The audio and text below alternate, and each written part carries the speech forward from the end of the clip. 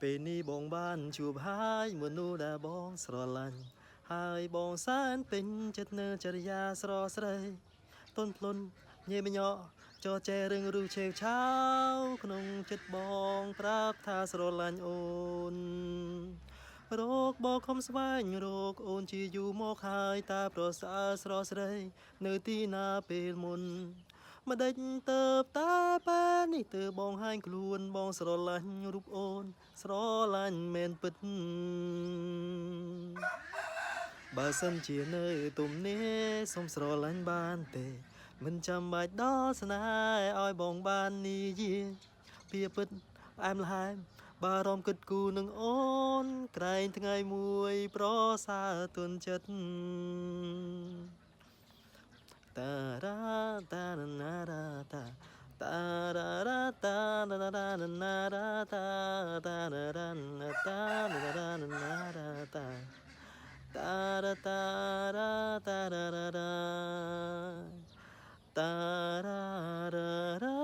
រ៉ាតារ៉ារ៉ារ៉ារ៉ាតារ៉ារ៉ារ៉ារ៉ាតារ៉ារ៉ារ៉ា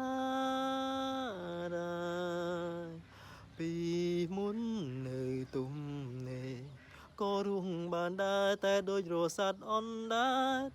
ឃើញស្អាតចូលចិត្តចាប់ចិត្តផ្លែតផ្លែតតើអ្វីទៅដែលហៅស្រឡាញ់ជួមរឿងនេះញយដងព្រួយកន្លងកាលណានឹងបានជួបស្នេហ៍ទៅតែពេលនេះជួបស្រស់ពរនីអូននេះហើយដែលបងរងចាំ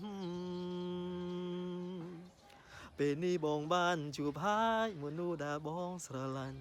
ហើយបងសែនពេញចិត្តនឹងចរិយាស្រស់ស្រីបើសិនទំនេរសុំស្រឡាញ់បានទេមិនចាំបាច់ដល់ស្នេហ៍ឲ្យបងបាននិយាយតាតារ៉ាណារ៉ាតាតារ៉ារ៉ាតារ៉ារ៉ាណារ៉ាតារ៉ារ៉ាណាតារ៉ារ៉ាណារ៉ាតារ៉ារ៉ារ៉ារ៉ារ៉ា